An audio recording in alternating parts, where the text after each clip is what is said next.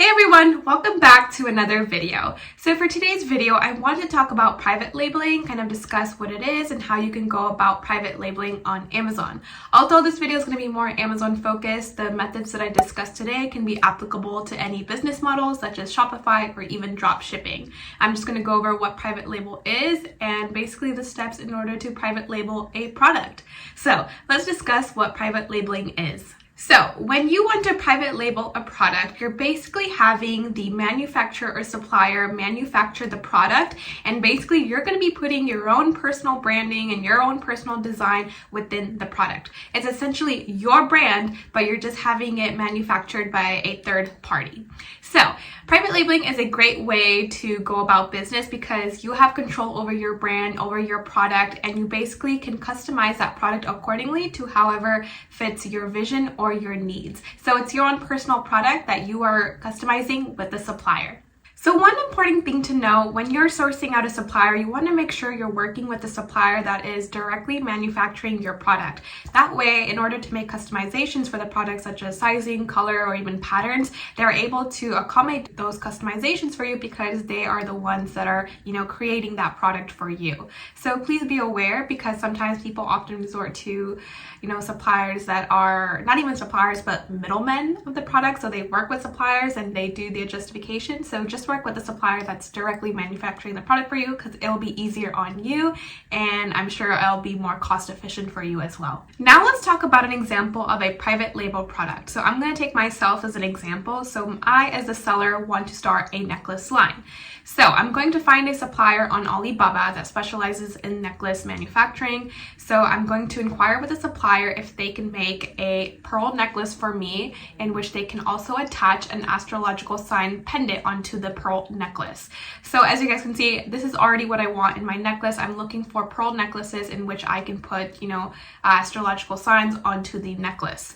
And so if the manufacturer says yes, we can accommodate, whether it's, more expensive or not, and I give the approval, I would go with the supplier, ask for a sample in order to see the actual prototype of the product. And if I like the product, I give my approval and I let the manufacturer know that they can produce this product for me in order for me to sell.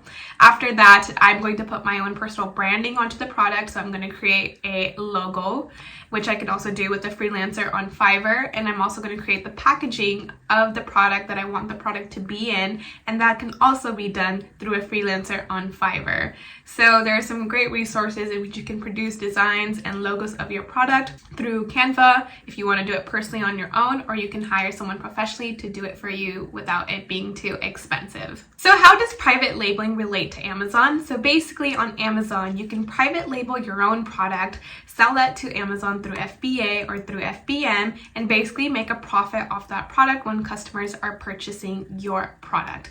So basically anything that you want to sell or anything that you want to create of a product, you can definitely sell that on Amazon and see if it does well. Now let's go over the steps on how to get started. First, you need to figure out what type of product do you want to sell. Do you want to sell a passion product, something that you're really passionate about and just want to, resolve the root issues with other competitors that are facing and just make this a great product that solves a root issue?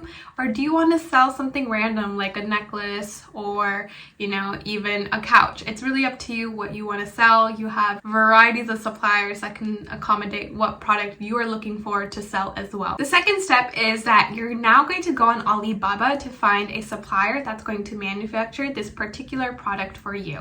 Third, once you're on Alibaba, you're going to communicate with more than 5+ suppliers. You want to inquire with so many suppliers because this is your opportunity to find the best quality supplier, but also an opportunity to find the lowest unit cost for that particular product. And the only way that you can do that is when you're inquiring with various suppliers. Now that you've inquired with various suppliers, you're next going to establish a relationship with the right supplier and ask for a product sample of the product that you want to sell.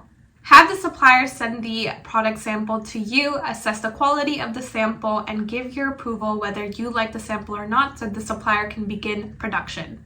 Once you've approved the sample, it's now time to negotiate with your supplier. Do not be afraid of negotiating with your supplier because they often anticipate negotiation and it's just normal to do with your supplier.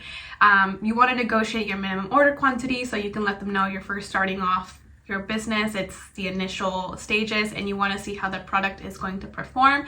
And you also want to negotiate the unit cost for the product. Definitely get it a few cents down cheaper, or whatever the unit cost is, you can definitely get it down if you try hard enough. Next, you want to have the designs for your packaging and your logo. This is what you can do on Fiverr.com. You can find a freelancer to create a logo for you and a design.